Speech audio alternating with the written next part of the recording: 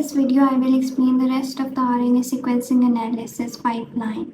The raw gene countables created in the assembly step will be used in differential gene analysis using Ballgown under two or more conditions. After obtaining the differentially expressed genes, we will finally perform the downstream analysis. In downstream analysis, we perform the functional enrichment analysis and protein-protein interaction network. In functional enrichment analysis, we determine the class of genes or proteins that are overrepresented in a large group of genes or proteins.